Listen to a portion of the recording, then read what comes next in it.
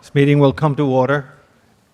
This is a special meeting of the Planning Board to discuss a request of the Messalella Development Corporation for master plan approval for a comprehensive permit application submitted pursuant to Middletown Zoning Code Article 17, Low and Moderate Income Housing Comprehensive Permit for construction of a new residential commercial mixed-use development project located at 1747 West Main Road, Assessors Plat 111, lots 8 and 9, and including requests for waivers from certain design standards of the Middletown Rules and Regulations regarding the subdivision and development of land, Section 521, and variances from the Middletown Zoning Code, Section 602, 603, 1304, 27A04, 27A05, 27A04E, parentheses 1,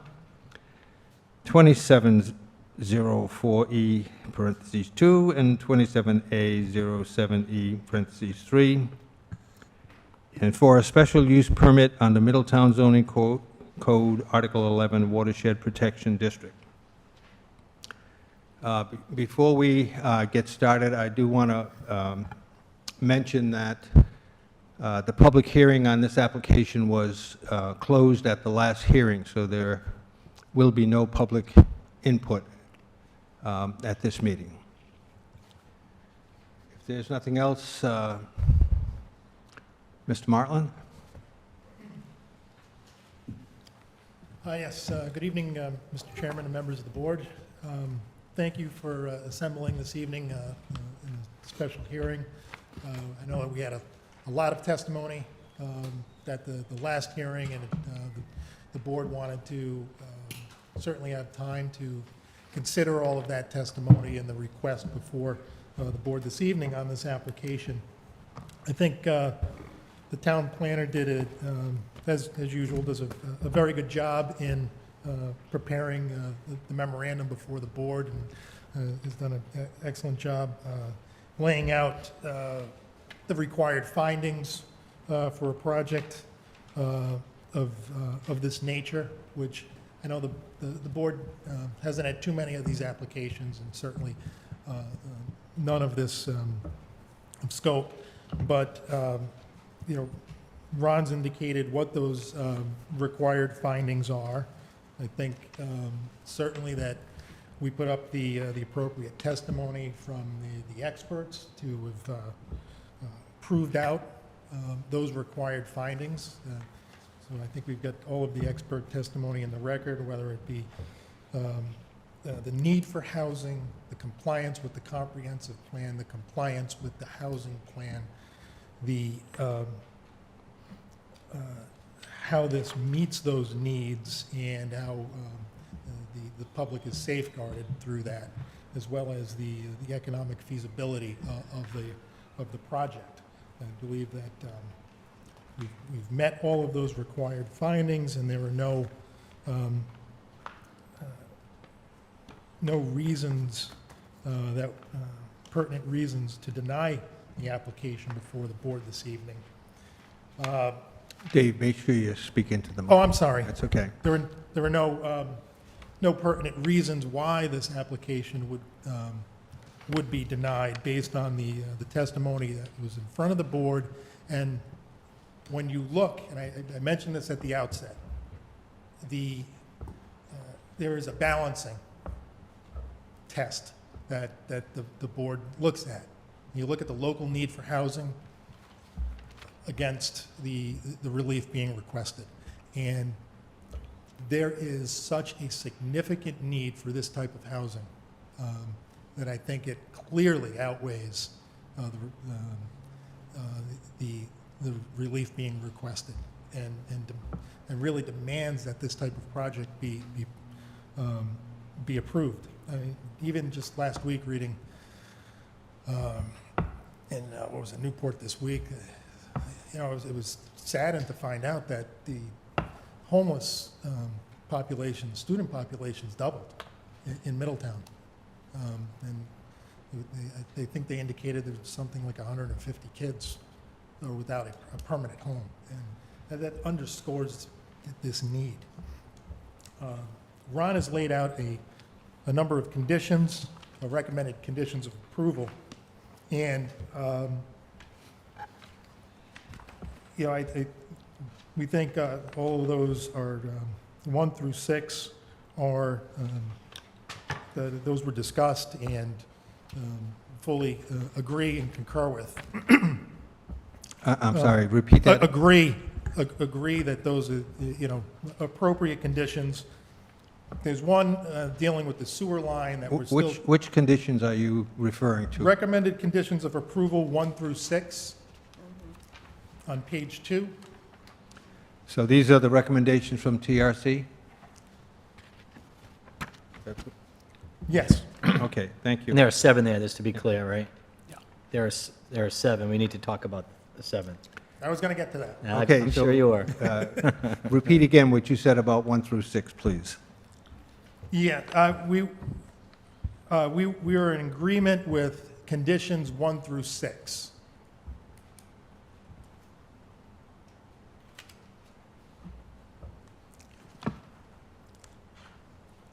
I believe those conditions were discussed, and there was testimony related to those at all levels.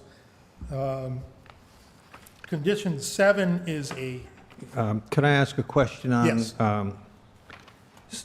An issue that could be related to condition 6, which is looking at the entrance? There was a question about whether there should be 2 entrances. Did you discuss that with the applicant to see whether they would agree to a second entrance? Yes, we are, the engineers are actively looking at proposing a second entrance to for preliminary You plan. agreed to look at it. Are you agreeing to put a second entrance there? We are agreeing to propose a second entrance, which will be subject to DOT review. Okay, all right, good. Thank you. You're welcome.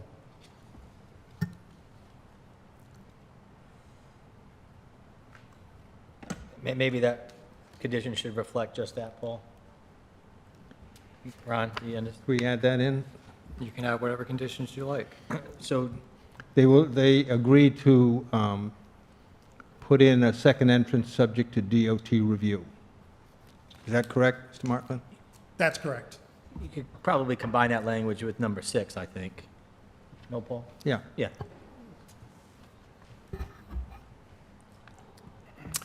Number 7. Yeah, so number 7 is a condition that is arisen, and there was no, I don't think any discussion relative to this through the course of the hearing. However, as reflected in the pro forma that was submitted, my client had put in a line item on the revenue side in that budget, which reflected an amount of money that they hoped they may be able to get in a future round through Rhode Island Housing to fund workforce housing. It was something in the nature of $3.2 million in financing. So that was sort of a placeholder relative to that. There's no application pending for it. Haven't received anything of that nature. What my client would be willing to do is commit to providing an additional 10% of affordable housing across Phase 2. So 10% of the units would be affordable, irrespective of financing. Just guaranteed 10%, and it may go up, depending on whether or not they're able to obtain that type of funding through Rhode Island Housing. And I think that would bring the total of affordable housing for this entire property up over 40%. So well beyond the 25% threshold. Can you put a number on it? Number of units would be 59. Total units would be, total number of units would be 59 out of the 147. Ron, 144. 144, I'm sorry. in your memo, you have 25%. He's suggesting 10%. Is this a number that is flexible, or did the 25% have a basis, or the 10% have a basis? The 25% under the state law is across the project, at least 25% of the units have to be affordable to be eligible to apply for a comprehensive permit. So that's where the 25% comes from. And they meet that with the 51 units they've already proposed. And what's being suggested now is that they're willing to add an additional 10% to that, so that there's additional units above and beyond what they've already proposed. They were already above the 25%. And can we just, what I would suggest that we do, if this is going to be in a condition, that we deal with it in terms of number of units, because that's what we've got in the current proposal, and my math is coming out different, and I don't want to be worried about fractions of units, so Yeah. if you guys want to just Numbers, that's confirm what fine. the number of additional units would be over the 51 that you're proposing.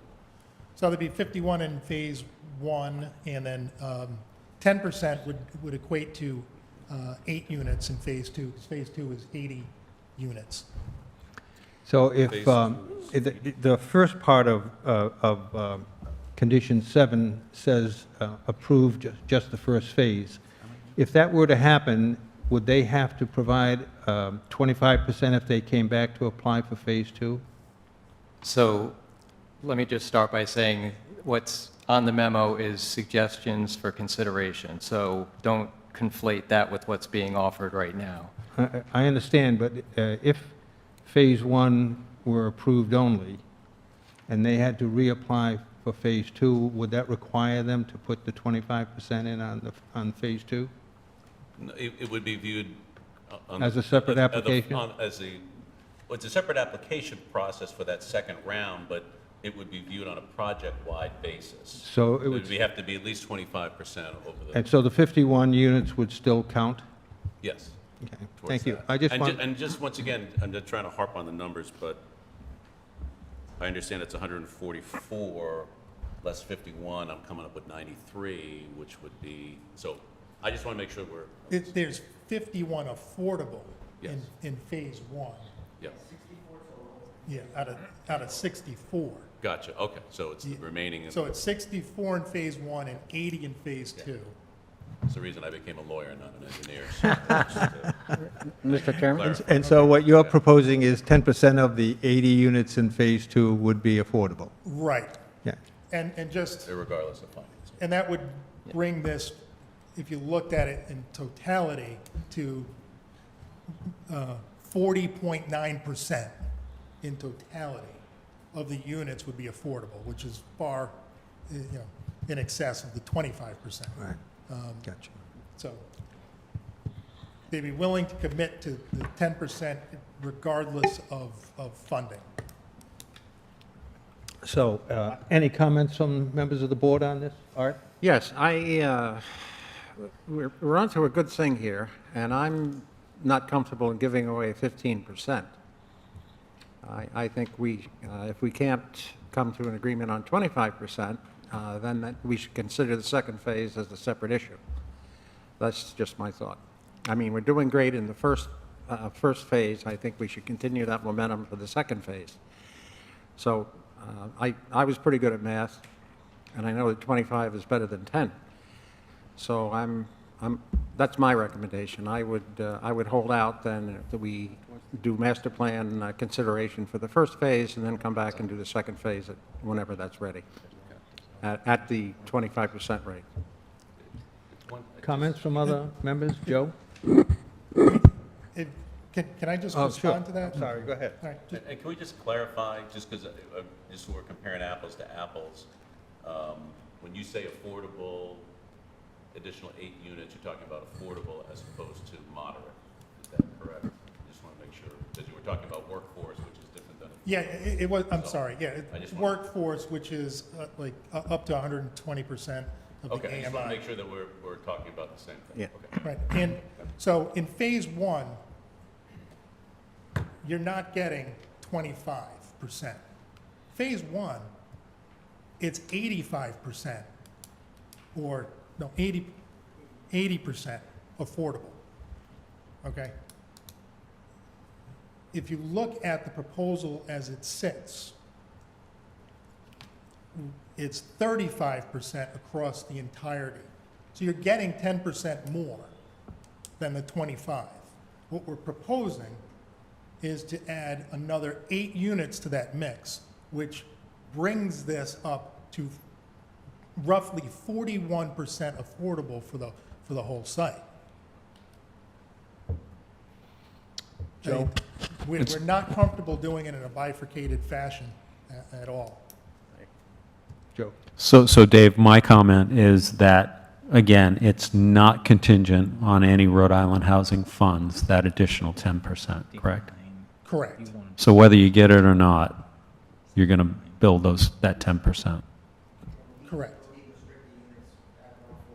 All right, I just wanted to make sure that was clear in my mind. Other comments? Go ahead, Bill? As I just said to Art, in a nutshell, they're at 59. They're putting 59 on the table tonight versus what Art is suggesting, which brings them to close to 75. It's 10 more, 11 more, what it amounts to. So I don't know. That's what Art's putting on the table. You don't, Right, but they're only required to promote 25%. understood. I understand that. Yeah. I'm just saying that's Right. Art's idea. That's Art's plan. Any other comments? What was that? Add how many?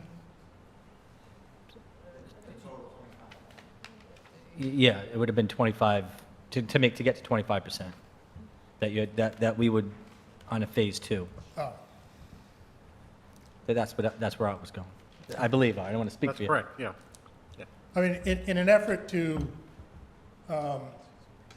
look to try to bridge that, we'd be willing to go to 12.5%, which would be half of that. How Would- many units would that be, David?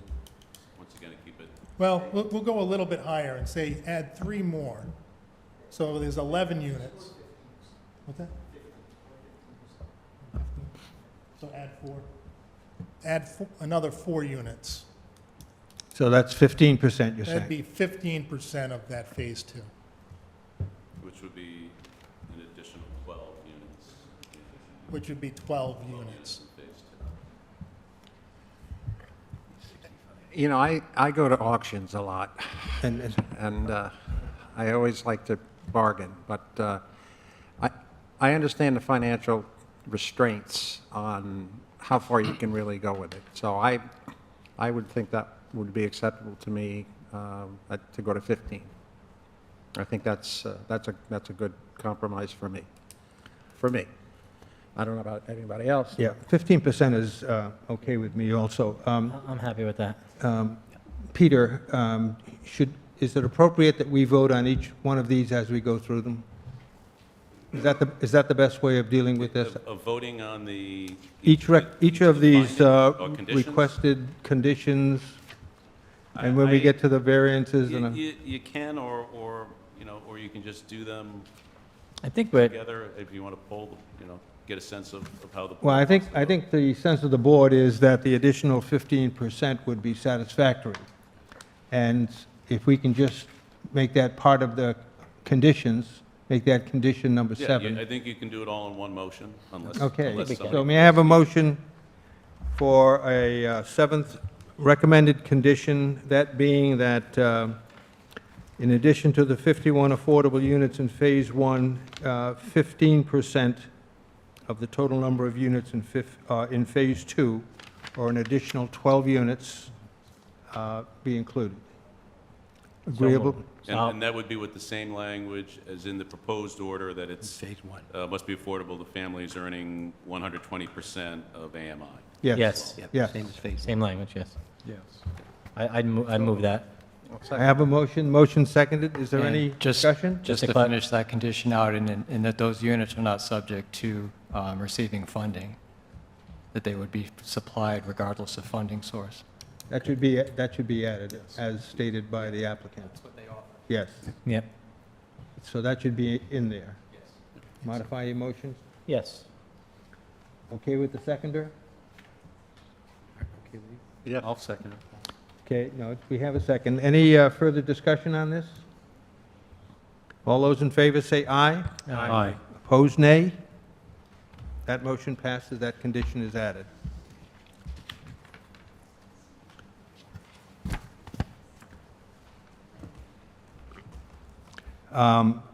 The next item in Ron's memo mentions that the board may choose to deny issuance for any of the following reasons.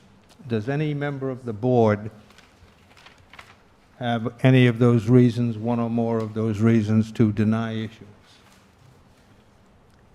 No, I don't. I'd go back even further and suggest that they've met the required findings in the beginning of this memo, but yes, and I don't believe there's anything on this list of 5 that Has any suggests a member, denial. does any member see any of those reasons to deny this application? Maybe. Mike? So,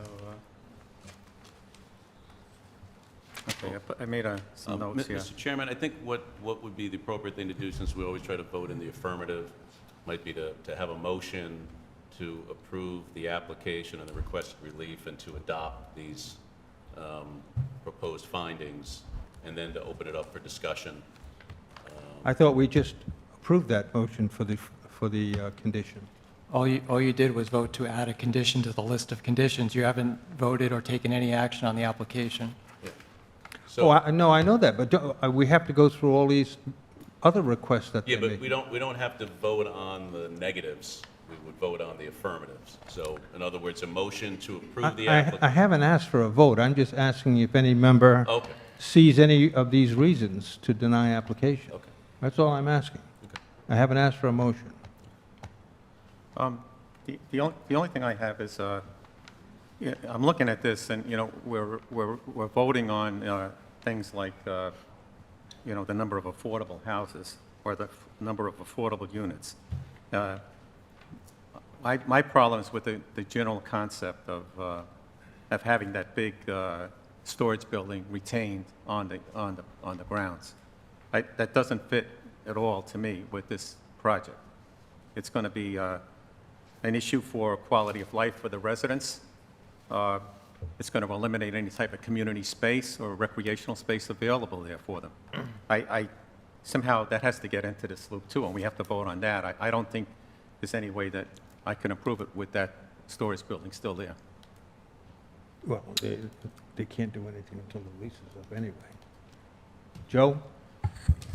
So in response to that, I'm looking a little bit further along in this memo at the requested zoning relief, and item number 3 talks about that existing boat storage facility. Well, let's And wait till we get. I think that, Mike, I was going to say, my comment is, I think your concern can be addressed Yeah. when we discuss that. I agree.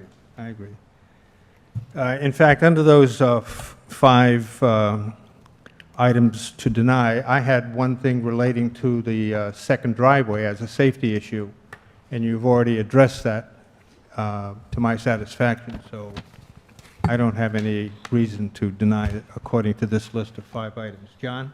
No, BJ and then John. BJ, you wanted to? Yes. I have a lot of questions. PJ, speaking on my, Oh, I'm sorry. Yes, I have a lot of questions, but perhaps I agree totally with Mike. And I mentioned before at the last meeting about the elephant in the plan. And that building is an elephant in the plan, and I would like to know that it's going to be removed or that something interesting is going to be done, either, and do we know whether or not this 15-year lease, which now has 5 years to run, is renewable automatically, or is it, I'm not certain how it's going to be handled, but there are some really strong questions I have about that, particularly with Phase 2, which means the buildings are going to be built right along that elephant in the project. BJ, I don't mean to interrupt. We can address those issues in Oh, detail okay. on number three. All right, yeah, I do Yeah. have some strong concerns. Thank you. Thank you. John? This is slightly off track. When if this project gets approved, the buildings and the grounds that are completed, who's responsible for the maintenance of the buildings and the grounds? And upkeep? Yeah, the owner, Messalella Corp., will be responsible for that. So they'll be the property managers? They'll be the property manager. Okay. Yeah, but they'll hire, the Right. outside services, but this is a rental project. It's not a condominium. Can I add to that, Mr. Chairman? Art? The other thing, I think the applicant mentioned to us last week, there's a huge administrative burden on this process, particularly in terms of qualifying people and making sure they're not doing the wrong thing and the right thing and so on. And that remains with the ownership of the property and the buildings also. They have a service that takes care of that, so it's not going to be a town responsibility? Right, so from the affordable and moderate income side, you have to have a monitoring agent that's involved, and they're certified by the state. We're required to enter into a contract with them so that they provide the ongoing services to make sure that families do qualify as being run appropriately, that you don't have issues where you've got multiple families living in a unit, so that the third party comes in to review those units to make sure that it's being run in accordance with all of the state and federal guidelines. Okay, thank you. Well, hearing no reasons to deny this issuance under these 5 items, we can move forward to the requested zoning relief.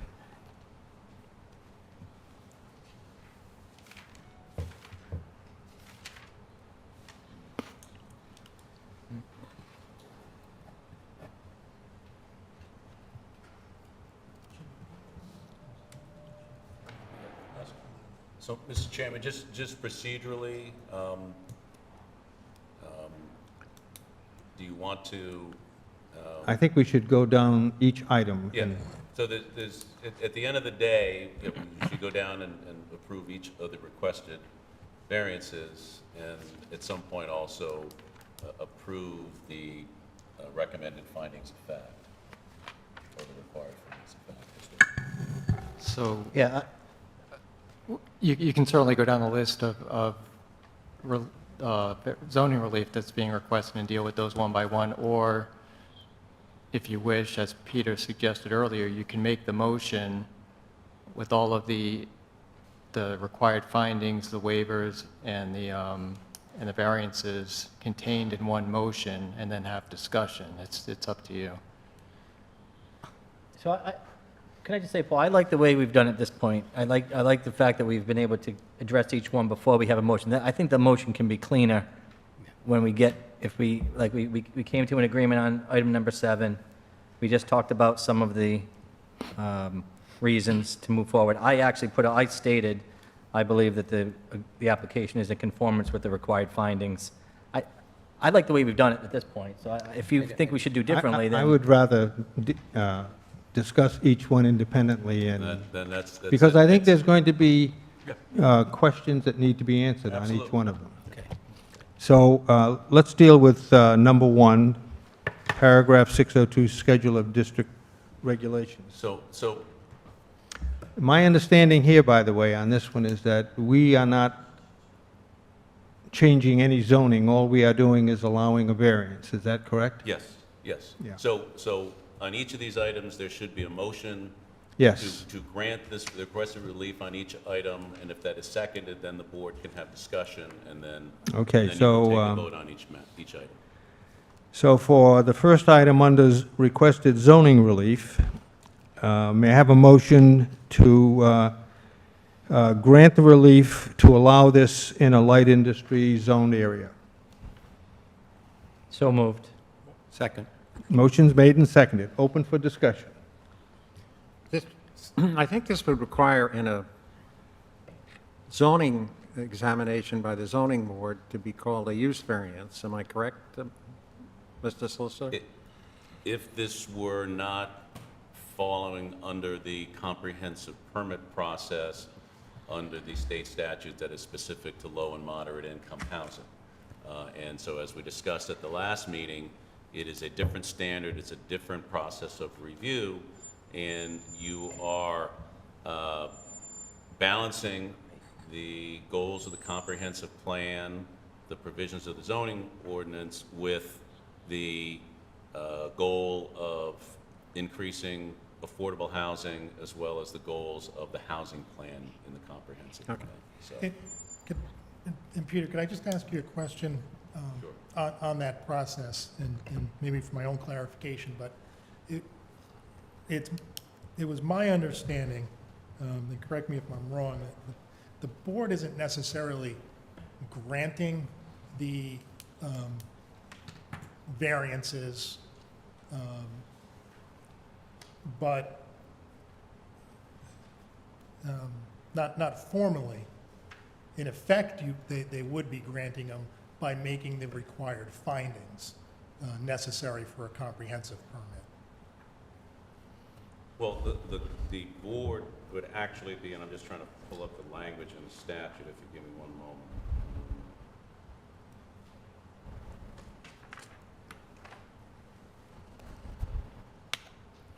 The motion that was made was to allow this project to go into a light industrial area. I don't know if that's a finding or a variance or whatever you want The to. board, in the statute does say that the board has the right to, the ability to vary or waive those provisions of the zoning code. And so that's essentially what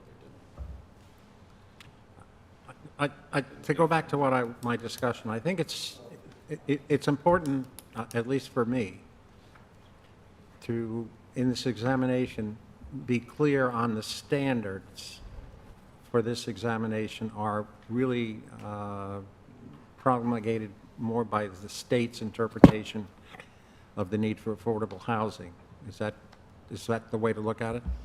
Yeah, I think if you look at the required findings that Rod laid out at the outset, finding one, the proposed development is consistent with local needs as identified in the local comprehensive community plan, with particular emphasis on the community's affordable housing plan and/or has satisfactorily addressed the issues where they may be inconsistencies. Two, the proposed development is in compliance with the standards and provisions of the municipality's zoning ordinance and subdivision regulations, and/or where expressly varied or waived local concerns that have been affected by the relief granted do not outweigh the state and local need for the low and moderate income housing. So that's, I think, where the balancing comes in. Yes. And But essentially, those required findings are the standards on which you're. And the only reason I raise that issue is because I've had some phone calls from people unhappy that this is not going before the regular zoning board. And I tried to explain to them that this is a different process and we are just doing what we're supposed to do. And frankly, the reason that this process was enacted by the legislature is, I think the legislature came to the conclusion that if these sorts of projects went through the regular zoning process, there was not a very good likelihood of any of them being approved. And therefore, that's why we have this comprehensive permit process that, once again, balances those zoning provisions with the needs and goals of achieving affordable housing. Yeah. So I raise that issue to clarify it in the minutes so that people can read it and understand it. Okay, thank you. While you're making that statement, Peter, why does it come to the planning board rather than to the zoning board? because, first of all, under our ordinance, this is a mixed-use development, and under the mixed-use ordinance, the planning board is the permitting authority, not only for development impact review, but also for any zoning variances or special use permits. So we have a unified review under our ordinances for mixed-use projects. And the comprehensive permit ordinance of the town, which also follows from the statute, also identifies the planning board as the body to hear these cases. Okay. And this is a pretty standard way of doing this statewide. Okay, well, we have a motion on the table. Bill? So we're on the item 1 under discussion, and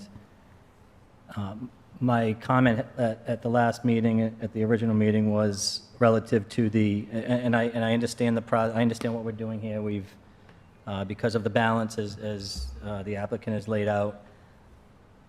My question, and Peter and I talked, and maybe Pete can just summarize for me, but my concern, generally my only concern with this, are the uses beyond once we give the approval. Assuming you get a favorable result tonight, now there's units, residential units, that's fine, you've added more tonight, you've suggested more, is the uses. And I think that's where it gets a little more challenging for our boards beyond tonight to work with uses that are not permitted in light industrial zones. So are we in effect saying that uses within a light industrial zone are now going to be permitted or not? That's something we need to clarify. Well, you are, this is, once again, this is master plan. This is basically the essential, the basic layout of this. And if, in fact, they receive the necessary approvals and come back for preliminary, those issues, I do understand that there's a question of down the road, if one of these commercial uses changes, how is that handled, at the zoning board, because you're not going to be going through a comprehensive review process at that point in time.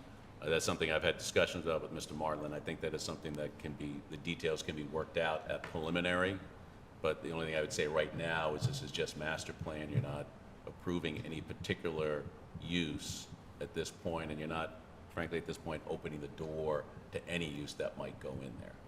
Okay? Well, that's the key right there. Yep.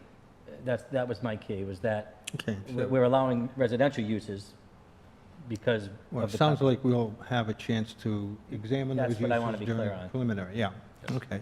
So the motion on the table is to allow this project to go forward in a light industrial area. Wasn't further discussion? I'm having trouble here, I'm trying to, why didn't they try to get a zoning change, before this project started? They're the only, why didn't they try to change it from light industrial to mixed use before the process began? Well, there is a process that's set up for a comprehensive permit if it's affordable housing, and that's what's proposed. This is an alternate way of proceeding. I'm not sure what we're doing here then, yeah. It's an alternate, I- it's an alternate way of proceeding Yeah. with the project that's authorized by the statute, so. They could have done it that way, they chose to do it this way. It's an allowable... I think having this affordable housing is great, I'd like to support it, I'm just feeling uncomfortable with a lot of the processes here, and the way we're going through it. I wish there was a cleaner way of doing it. Any suggestions? Try to rezone it for mixed use and then start, The only thing I can say, Mr. Chairman, Not allowed in this... Mr. Chairman, you said this is a process that the applicant Yeah. is entitled to follow on in They have statute. that option to Mike, choose Mike, I would say this is the clean process. Yeah. The more difficult process, that property has sat there for years with a lot of issues, and they've tried many things. Many different owners have tried things over the years that even I've been here, going back 20, 30 years. This is a cleaner process. It's one-stop shop. It Well, puts everything out there, whether it's cleaner or not, this is the one they chose, and they're allowed to choose it. and it puts it out there, puts everything out there on the table in front of one body, and this is why the state has allowed this type of process We for have to deal properties with- like this for a good reason. Can- We don't have to like it, though. Any further discussion on this motion?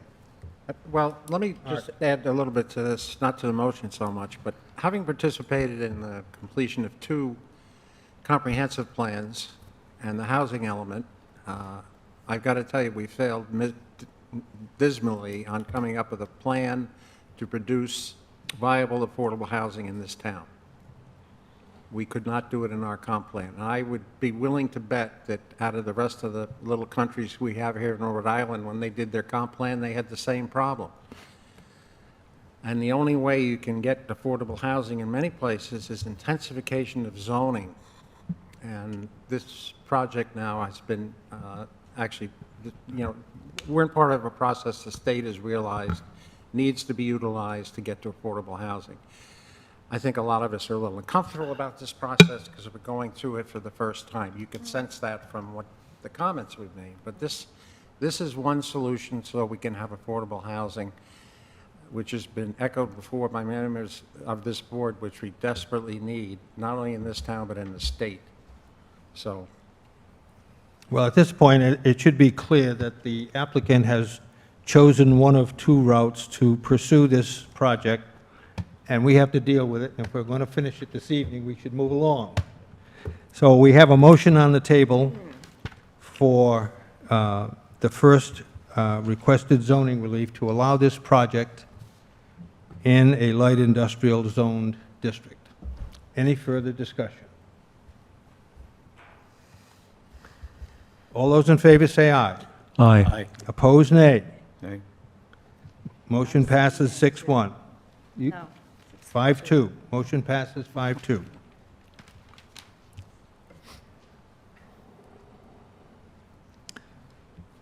The next one, Mr. Martland. The next request dealt with the off-street parking. There, if you look at what's necessary for the required number of spaces, there's 357. We're proposing 336. The mixed use allows the parking to be reduced for shared parking arrangements. We would believe that there would be that shared parking would between the commercial and the residential use, and that we believe that 336 is sufficient for what is being proposed. We have a motion to allow the reduction in parking spaces from 357 to 336. motion made. Second. Motion's made and seconded. Any discussion? All those in favor say aye. Aye. Opposed, nay. Motion passes. Number 3. Number 3, obviously, this was brought up earlier, and this deals with the existing boat building. It's existing, it's there. We're not proposing to tear it down. There's a lease in effect presently there. And so we've included that in the application, saying, that that's not a permitted use in a mixed-use zone. As you heard earlier, there's interest in knowing when that lease is up. Do you know when that is? It's sometime around 5 years. You don't have an exact date when the lease is up?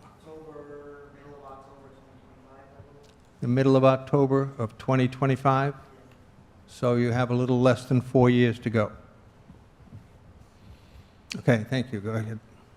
And, at that point, the applicant will, look to see, what they'll be proposing there.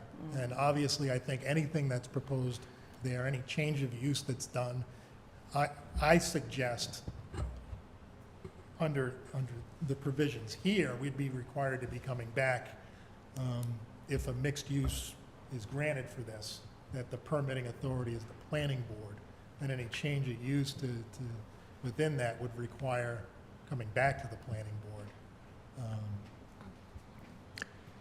board. Bill? But to be clear, it's an existing use that we have no control over. And the likelihood of that use continuing is likely, and it may go on forever, that we may be stuck with it, and that's the reality. And there's not anything we can do about it unless the applicant is prepared to stand here and tell us that after 5 years they'll remove it. I don't even think, we certainly can't impose a condition like that. Well, that's my question. Can we? I think they're asking you if the idea that this is part of this mixed-use development, and they're proposing that it be part of this mixed-use development, you've got the right to impose conditions that you think are reasonable, and so long as those conditions don't make the goal of reaching affordable housing unfeasible, and that's really the key, then Okay. you've got a right, So to impose, you have a right to impose reasonable conditions on the approval. Okay, I'm not so, suggesting what you do one way or the other, but you do, and you know, if these things are reviewed on appeal, the question is whether or not that condition has an impact or negative impact that makes the achievement of affordable housing unfeasible. But that's. so before I call for a motion, are there any conditions that people would like to consider? Mike, Okay. and then BJ. So again, like I said in the past, I believe that storage building, first of all, destroys any type of community space and rec space that would exist there for the residents of this facility, this project. So I think it directly impacts quality of life. It adds to the overall impervious space, impacts stormwater runoff, and creates environmental issues downstream, when you get into the watershed protection area. I think those are several reasons why certainly before the beginning of a Phase 2 project where I guess Phase 1 is the first 2 buildings along the West Main Road. Phase 2 would be all these buildings behind. And I think everybody there would be impacted by the storage facility. So I would say that this building should be removed before Phase 2 got started on this project. I can tell you that it would make the project financially infeasible. I mean, my client would Well- not agree to that condition. Obviously, the board can adopt conditions, but, I mean, that would really be a non-starter. It generates revenue, needed revenue. It's an existing condition. It's currently utilized. The What about- project is being designed, as the architect indicated, the buildings in Phase 2 on that side are designed to be looking toward each other as opposed to looking at that. There would be screening that would be involved, that we'll talk about at the preliminary plan stage. We didn't present any landscape plans or things of that nature that will help to buffer that. But Well, it's interesting that the renderings provided, show some nice buildings up front, some nice landscaping. They don't show any trace of that existing storage building being right in the middle of that. So the renderings are a little bit misleading in that sense, that they don't provide, a true picture of the nature of that project with that building still existing. BJ?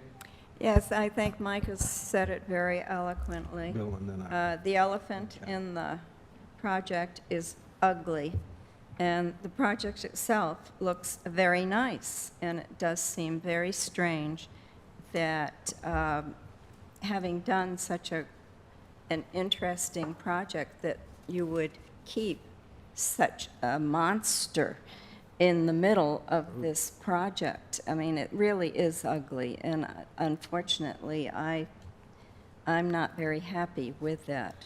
And I would hope that, I realize that there might be money coming in from it, but is there a way to somehow find another place for that building and to move these boats or whatever it is so that you do have an income coming in from it? the income can't be that great as to ruin such a nice development.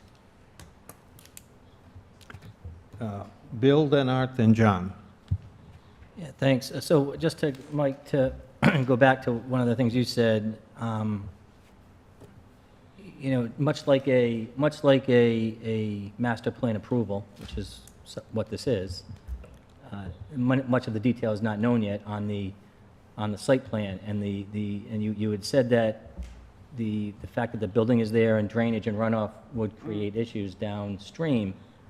They won't be able to do this project under a preliminary plan if they can't show that they can account for all of that runoff and potential contamination, whatever you want to call it, that you feel might be hindering them doing this. But we'll get all that at preliminary, or they won't be able to do it. They'll have to account for that, but they do that at preliminary. So I think that will be put to rest there.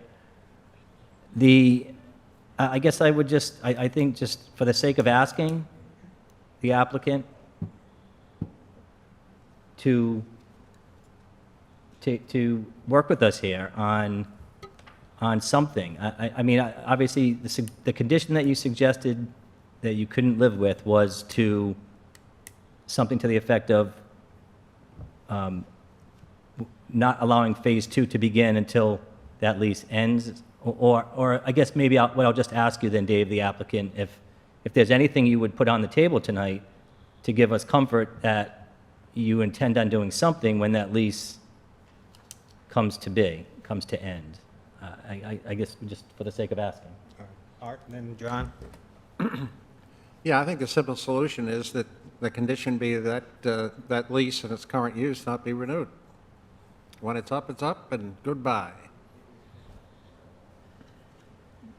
I mean, that, John? I think we're forgetting a certain level of who's accepting it. No project is perfect, and we obviously know that the state is involved in this. But the people moving in there are going to make the ultimate choice whether they can live with that building or not. That's called the marketplace of ideas and the marketplace of commerce. Simple as that. If they don't like the building, they don't move in. And as Bill said, the drainage and runoff will be addressed at a later date, or will not go through. But we're forgetting that the people that move in there have already made a decision. I'm fine with it. The customers will make the decision whether it's successful or not. Other comments? I have a question. In producing the pro forma, did the applicant rely on income from that facility, at least for the duration of the lease? No, not for the duration of the lease, no. Beyond No, the no. duration? This is a 20-year pro forma, so that's not in there. Would it be considered with the bank financing, the revenue generated on site? Yeah, in the financial aspect of it, a bank would be looking at that. Yeah. I think there is some merit in the comments that have been made, and having that building in the middle of a residential facility just seems like it's out of place. And so I would also like to ask if the applicant would consider, at the end of the lease, I won't ask you to do anything before the lease is up, but at the end of the lease, if they could move it to a different site and then develop that space for the residential facility. That would seem to be a very good thing to do. Well, I can tell you this, the building isn't movable, right? Well, they take it. You're not picking up that building. No, I understand that, but I'm talking about moving the facility. That's not something that would be considered. What we've always indicated, going back to the site plan review process, is that is an existing building. We don't know what's going to be there in 4 or 5 years. We don't know what the marketplace is going to be. Could it become more affordable housing there? You know, maybe. But standing before you today and project 5 years out what is going to be proposed, you know, we can't do that. I understand you, No, no, no. Yeah, no. Hearing's closed. hearing is closed, yeah. Steve. Thank you. Just not renew the lease. I mean, how hard is that? Mr. Chairman. Joe?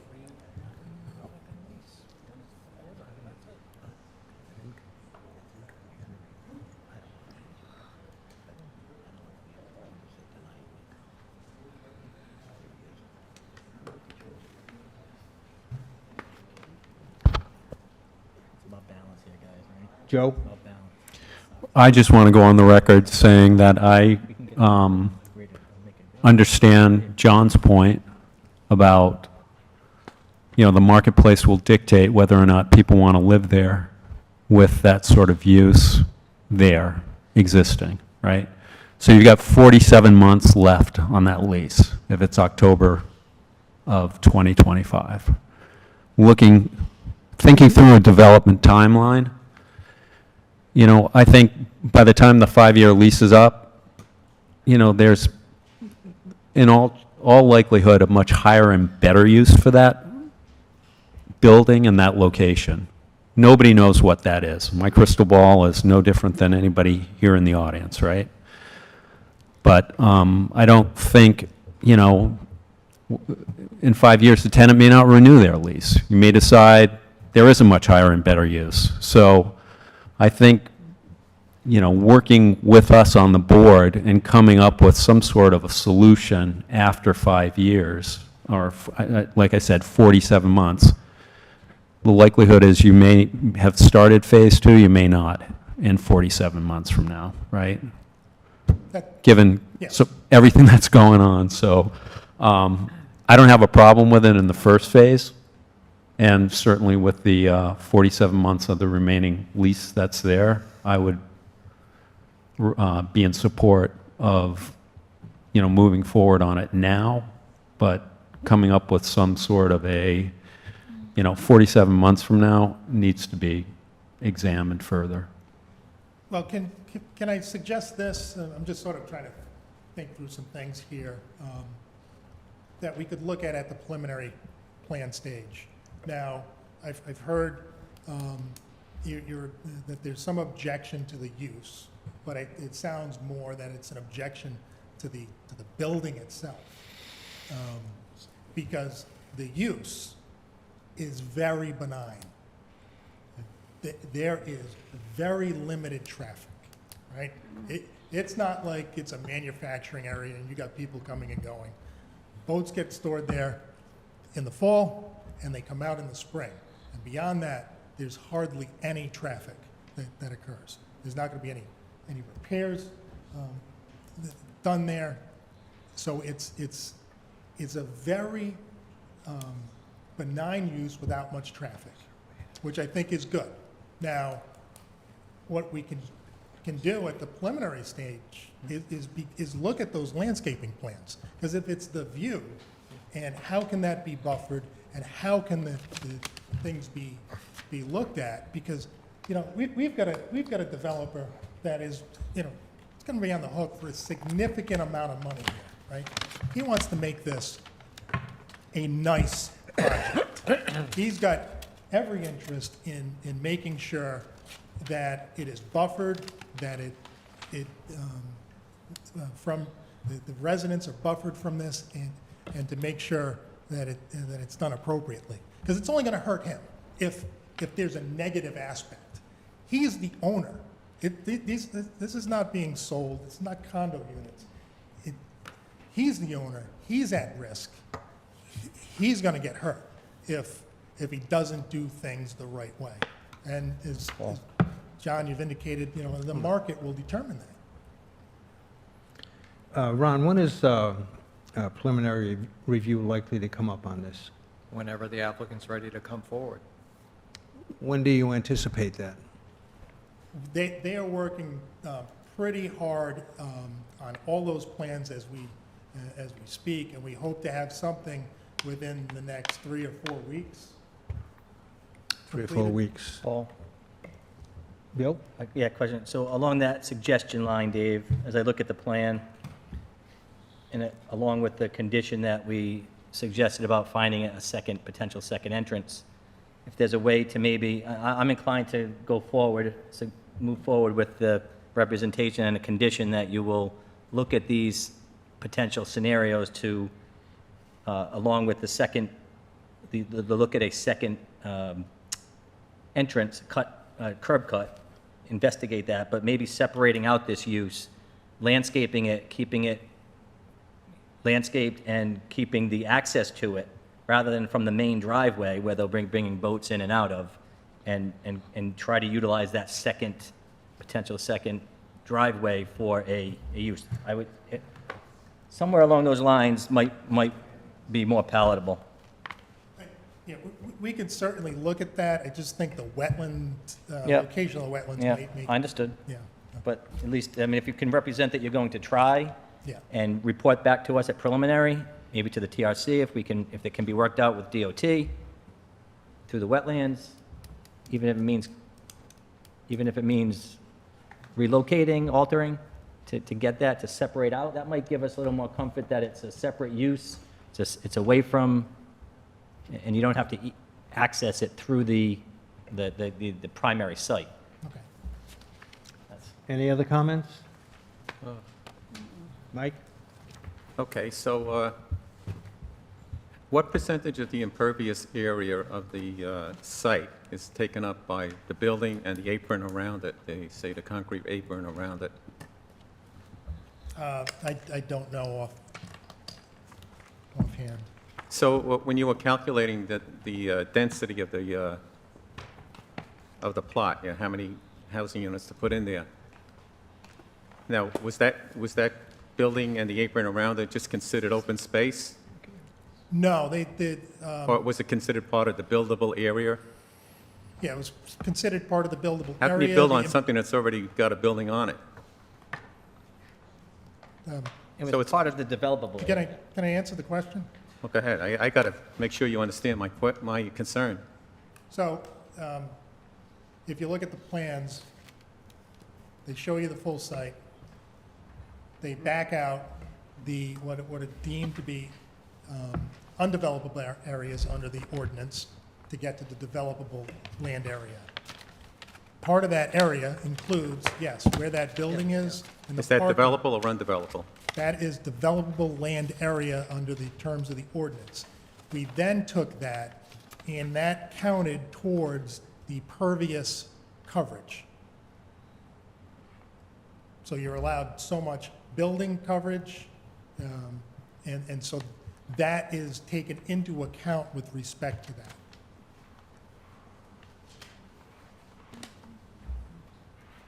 And obviously, at the preliminary plan stage, when you do all of the design work, all of, all of the coverage there has to be calculated, and the drainage to account for all of it. And so that, that will be dealt with as well. Just like when, I don't know, 5, 6, 7 years ago, there was an application before this board and the zoning board for self-storage at the property here. The same thing, this building was included, the area around it as developable land area, but it also counts towards building coverage. Other comments? What would be an appropriate motion for this one? Would be a motion. That we allow this, To approve the requested relief with or without whatever conditions the board wants to. allow this prohibited use in this area? Is that the motion? Well, it would be to, yes, to allow that use, the prohibited use in that mix, be part of the mixed-use development. And to investigate, Well, let's, yeah. So may I have a motion then to allow this currently prohibited use in this mixed-use development in this area, with the condition that the applicant will come forward with proposals for camouflaging, I don't know the correct Well, word, screening the facility. Better accommodating it? Well, I don't know how he does that. It's a building that's there already. Screening, accommodating it, and I would even like you to see if they would think about what might happen after the lease is up. Maybe you can come in with some thoughts at the preliminary hearing. A potential second entrance, separate entrance, Second, different use. different use? Yeah, that keep going. So may I have a second? Or may I have that motion, I make please? that motion. Can you, I'm not sure, I want to make sure everyone's clear on Yep. what your Yes. proposed condition is, because I'm not sure I am, so. Okay, of course. You want me to go through it again? I'm not sure I can remember it again. Okay, so may I have a motion to allow this prohibited use in this proposed mixed-use development, subject to the condition that the applicant will come in at the preliminary hearing with appropriate screening and accommodation of, better accommodation of this facility, and perhaps some thoughts on its use after the lease is up. Okay? I'd go further and suggest that it be separated out with a separate entrance and can investigate that. Well, that's, I thought we already dealt that. But associated with the building, Oh, with the building, I'm sorry. associated with the building. Yeah, you wanted us to look at With the building on it? Wait a second. seeing if we could access without using the primary. Correct. That's even better. That's even better. You know, I'm not, we'll Understood. certainly look at it. Consider. I just, there may be challenges there because of the wetlands. Okay. Just a simple investigation, and I like the idea, Paul, of, and just Looking beyond. looking beyond, Yeah. yes, and that too. Would you want the renderings updated with the building included and showing the screening? You understand that, Ron? Well, why don't You get you that? ask them if they would Generally? consider that? Sorry. Could I make a proposal that that also be, that the renderings be include the, that building in it with the proposed screening around it to get a more realistic view of what this place would look like with that building in it? Yeah, I don't, well, You would have to do that for yeah, the yeah, we'll- preliminary. for purposes of what we'll be presenting, we'll certainly do that. And I don't think the other renderings, I'll say, I don't think they were misleading. We were trying to show pictures of the Yeah, they were nice various for what they showed. structures. There was no overall site rendering, so. Well, why wouldn't this, to us, it seems like it should have been in there, it's just All right. trying to hide something. We're trying to get a motion on the table. So I have that motion. Do I have a second? Second. Now, is there any discussion on the motion? All those in favor say aye. Aye. Opposed, nay. Nay. Nay. Motion passes 5-2.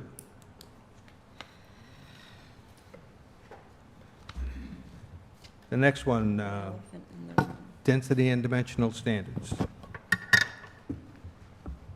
Yeah, so there's a request to have 144 units on 10.77 acres of developable land area, where with 19 acres, almost 20 acres would be required.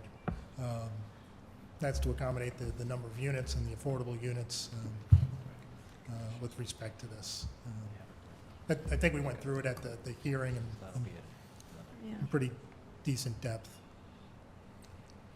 So may I have a motion to allow this development to occur on 10.77 acres instead of the required 19.92 acres? Motion made. Second.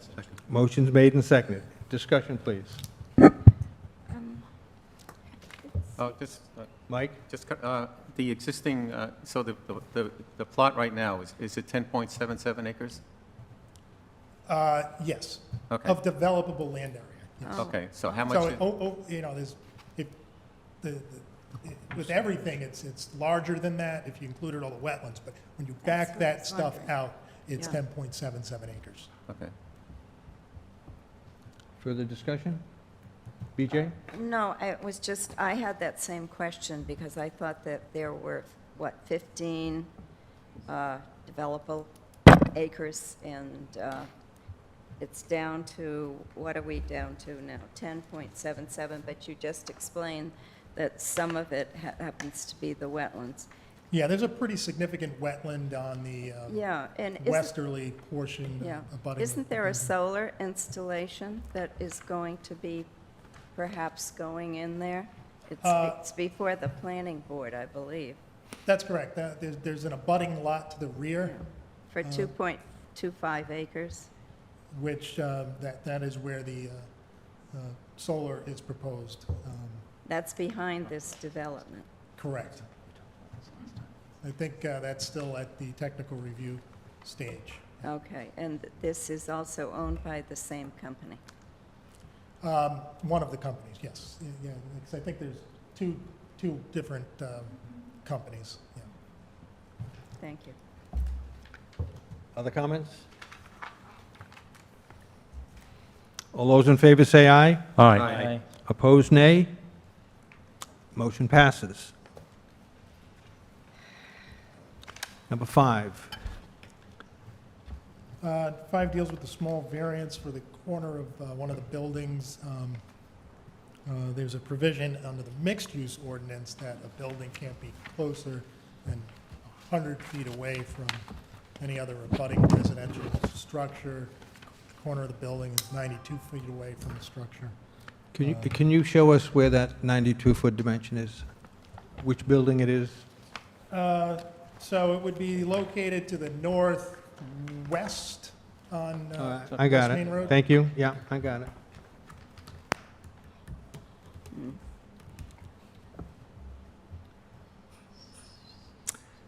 May I have a motion to allow this structure to be 92 feet from an existing building rather than the required 100?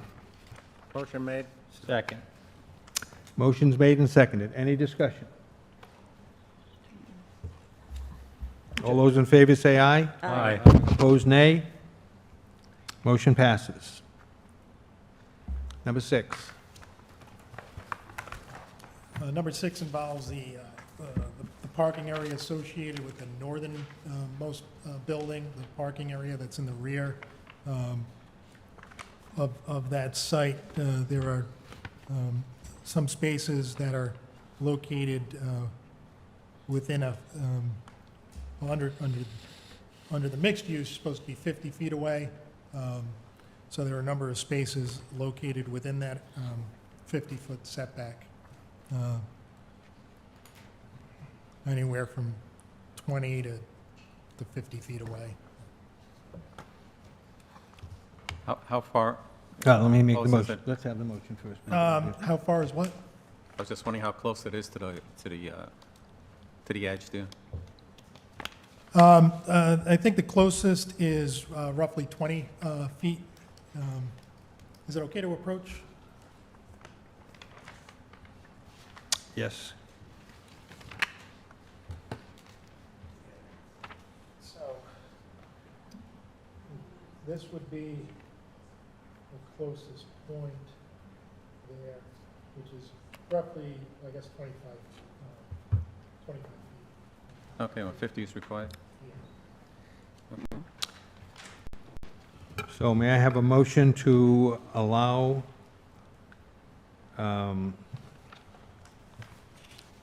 parking lot to be located with less than the required 50-foot natural buffer zone?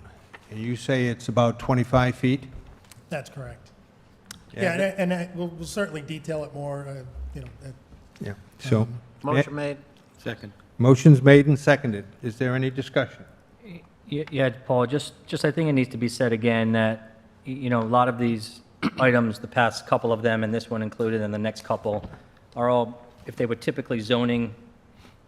zoning items, then in my eyes, they meet the threshold of mere inconvenience. But even more importantly, I believe that they certainly meet, they're under the required findings that we talked about earlier, 1 and 2. But it needs to be said, because I don't take it lightly that we're just giving away all of the farm here. We're not just giving away, a 92-foot to a residential property, whosever property that is somebody who is going to be concerned about that. But I believe under zoning, that meets a mere inconvenience, and we've heard from people on that, and as does much of this, but it still needs to be said again that we're bound by the findings, and I believe this meets the finding for the comprehensive permit, and then that balance that we've talked about too. So it needed to be said again, Paul, thank you. Other comments? Yeah. All those in favor say aye. Aye. Opposed, nay. Nay. Motion passes 6-1.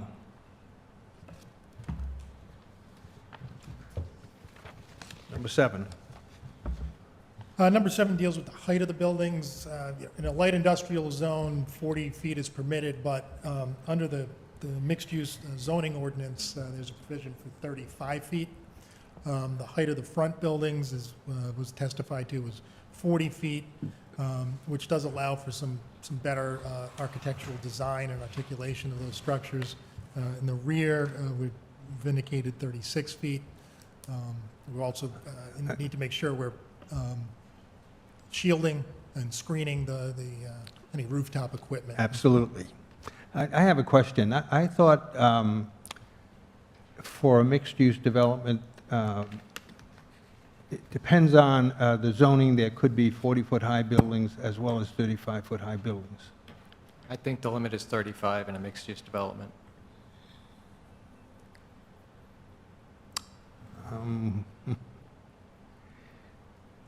Mixed use can be is allowed in different zones, is that correct? And I thought one of them allowed a 40-foot height. You might be right. I think the two zones where mixed use is allowed is limited business and general business, Yeah. neither of which applies here. Well, let's check and see. But you might be right that in general business, buildings are You can allowed have to be 40 40 foot. feet high. So this could be in compliance with... Well, it's not zone general business. It's Yeah, owned well, by I know, but industrial. it's consistent with what is allowed in a mixed-use development. If it's like- zone general business, Yeah. yes. Yep. But it still needs relief, because That's all right, let's see what Peter finds. Okay, I thought you were done. I'm sorry. No, I want confirmation of that. It'd be interventional.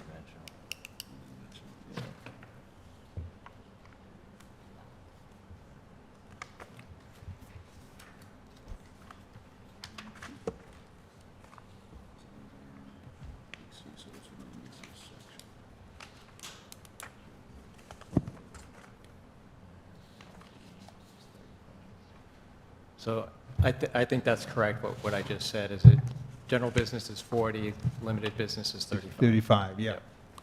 So the 40 feet and the 36 feet are consistent with what is allowed in a mixed-use development that is zoned general business or limited business.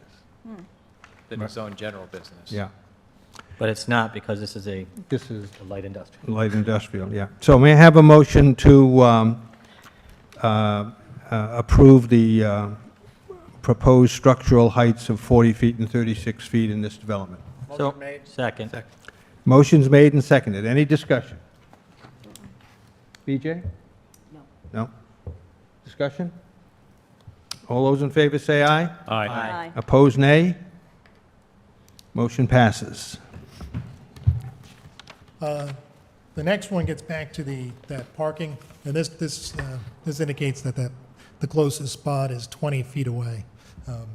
They said 20 to 25, but the closest is 20 feet away.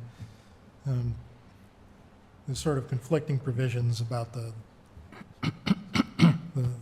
parking, because you've got a 50-foot buffer and then a provision that you got to be 25 feet away from any lot line. The closest is 20 feet for that parking area. Okay, may I have a motion to allow parking on the northern boundary to be 20 feet from the lot line instead of the required 25 feet? So moved. Second. Motion's made and seconded. Any discussion? All those in favor say aye. Aye. Opposed, nay. Motion passes. Number 9. Number 9 deals with the interior parking and the proximity to the buildings, such that the parking is located closer than 25 feet to the principal building. And that occurs throughout the project.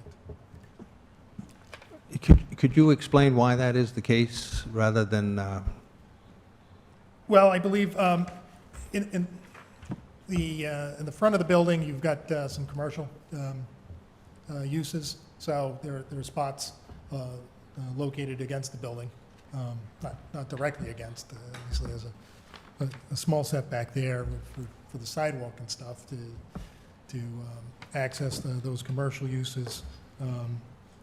Those parking lots are in the front of the two mixed-use buildings. There's parking to the rear of building, the northerly building, and the majority of that is obviously is 25 feet away. And then there are parking areas between some of the Phase 2 buildings that are, and some of them are closer, that deals with really a certain site constraints because of some of the wetlands. So some of the developable land area obviously is shrunken down because of some of the wetlands, so the site's a bit tighter than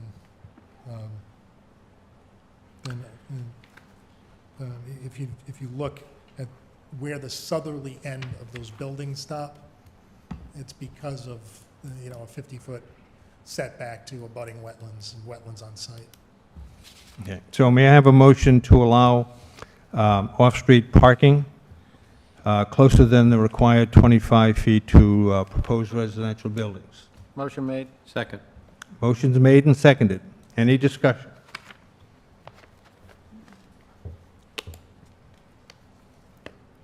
All those in favor say aye. Aye. Opposed, nay. Motion passes. Now we move on to the requested waivers. So one waiver deals with the parking lot that's on the front of the buildings, which is utilized by the commercial uses. And so that's in the front yard, rather than having the buildings on the street. And, the parking behind, I think it is a better look for the development. Makes more sense to try to keep the commercial parking on that front end and, more of the residential parking to the side or the rear. Do you want me to go through all of them, or just one at a time? One at a time. Okay. We'll keep that the same procedure. So may I have a motion to allow parking in the front of the building? Motion made. Second. Motion is made and seconded. Is there any discussion? I guess one, Mike? Okay, so in looking at sort of a village concept, we came up with the conclusion that it's better to have the parking either on the side or in the rear. So this would be not in compliance with that concept that we developed for the village type of development. So Are you talking about what was included for the Atlantic Beach District? yes, yes. Well, I think that was done there to preserve water views, Yeah. primarily. BJ? Yes, I would like to say that I think that landscaping is terribly important, and this is something that I'm looking forward to seeing through the entire project. And it says here, additional landscaping and screening may be required, probably will be required. I think that from what we've seen from the pictures of the buildings, that a lot of the enjoyment of visually happens to be a result also of the landscaping. I'm sure they will have a landscape plan that the tree commission will evaluate. I think they will. Yes. Any other comments? All those in favor say aye. Aye. Opposed, nay. Motion passes. Number 2. Yeah, this has to deal with the articulation in the walls of the front two buildings, the unbroken. This has to deal with a waiver, a design waiver for the front two buildings that were presented. They don't technically have the 48-inch break in the plane, but I believe the architect's done, a really nice job in designing those to so they're not a blank, unarticulated wall as referenced in the subdivision regulations. May I have a motion to allow the proposed exterior walls to extend greater than 40 feet without a break in the plane of the wall? Motion made? Second. Motion's made and seconded. Is there any discussion?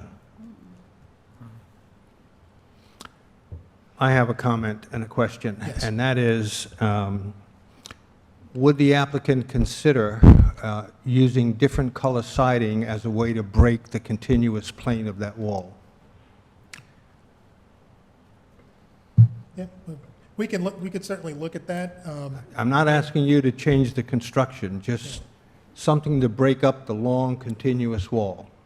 Yeah, we could certainly look at that and With the and surface provide the board with markups of that to see if, see how that looks and works out. It's certainly easy to do. Yes. Yeah. Go ahead, Mike. Can you specify which walls you're talking to, you're referring to in this waiver request? I mean, I see the buildings in the front. I think they're done very nicely, and they have some nice architectural details to them. Are you referring to the 6 buildings in the back with the unbroken walls? No, I believe this refers to the buildings in the front. Okay. Was where this was. What about the raised. ones in the back? I mean, those buildings are roughly 200 feet long, are they? But I think there were breaks relative to those. We can certainly, look at those. I mean, I see some breaks in the front with the dormers, and I see some, some eaves over the windows and things like that. Nice details. I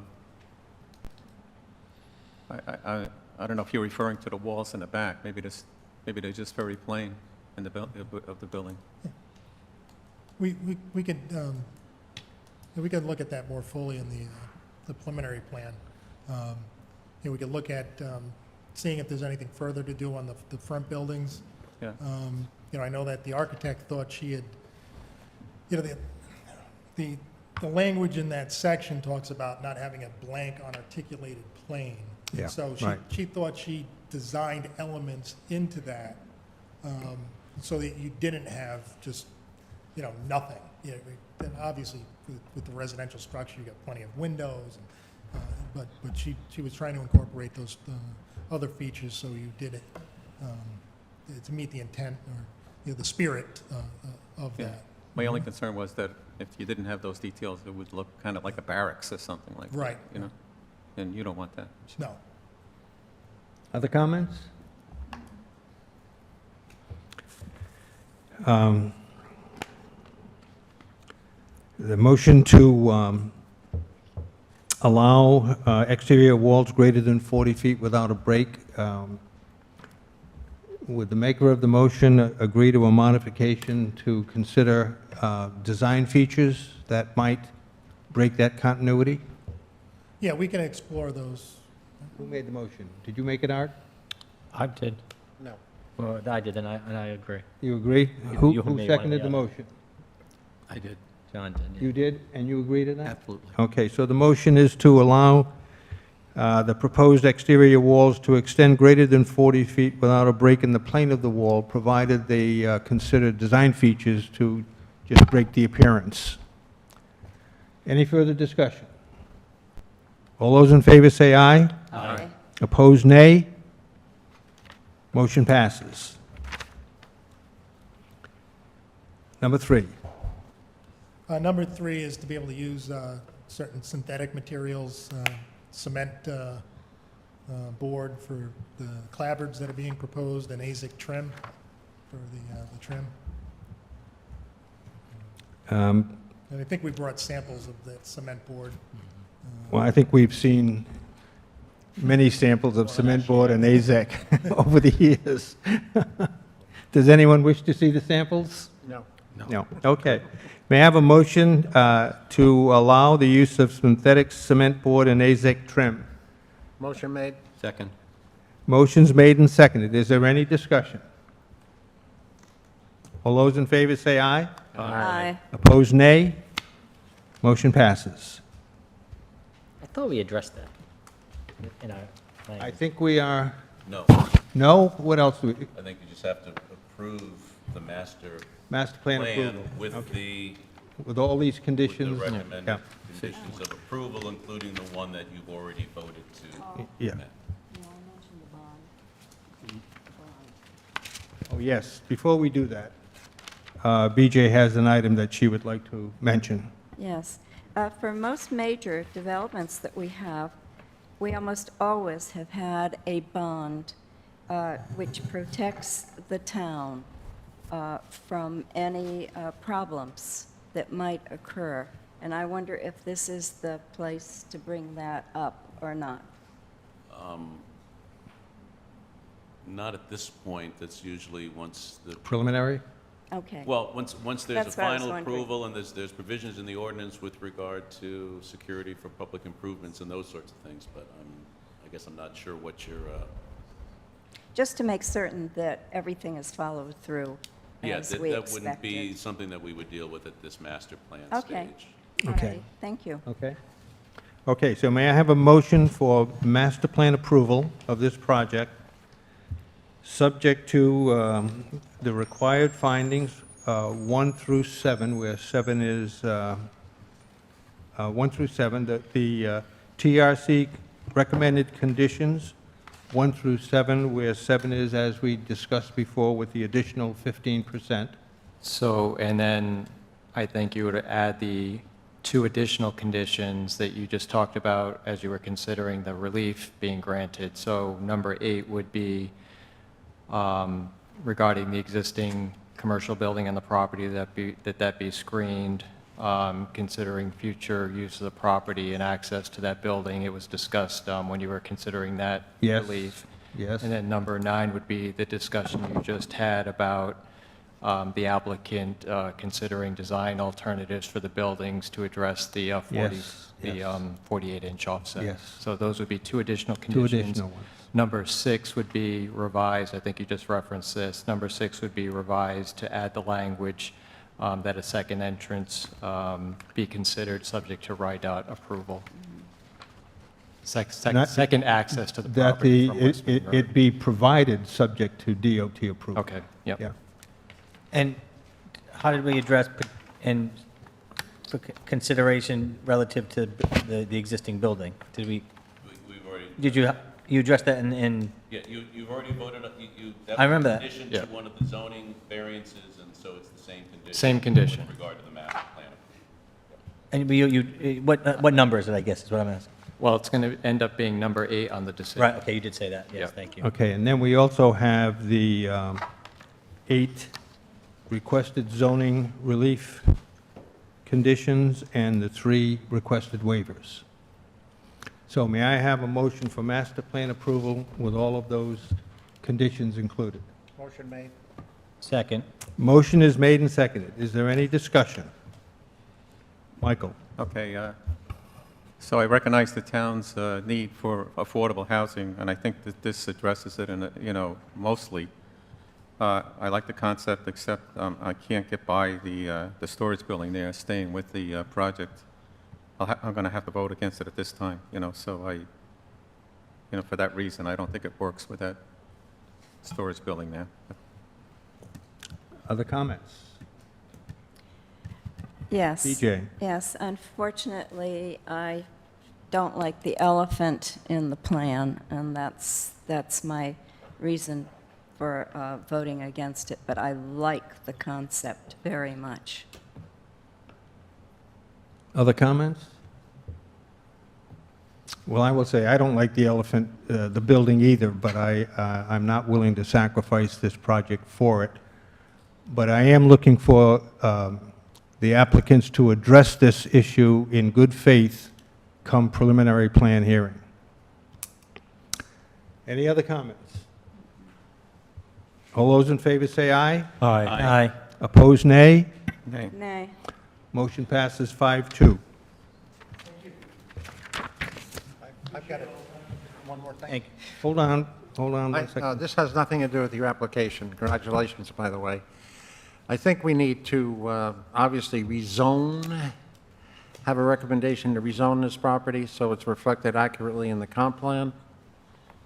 I'm not sure would general business be better or something, but I think it's obviously, We probably, since it's not on the agenda, Yeah, tonight, it's not okay. something that we want to discuss. something to think about, and, because it's obviously not LI anymore.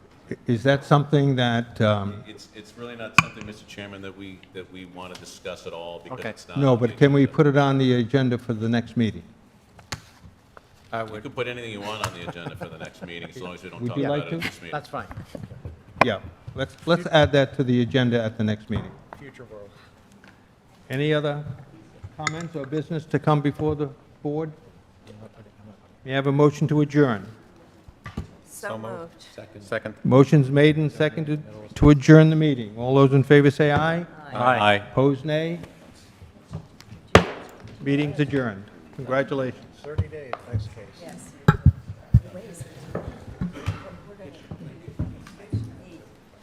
To have someone help me area stuff.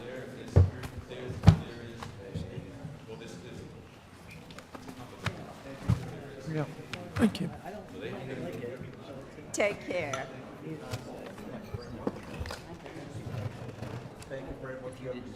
Good luck with it, but still a good job. What have you been doing? Working out?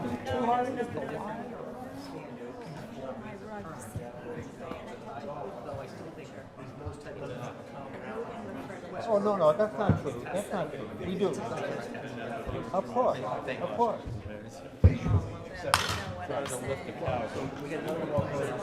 On next week's agenda. Good luck.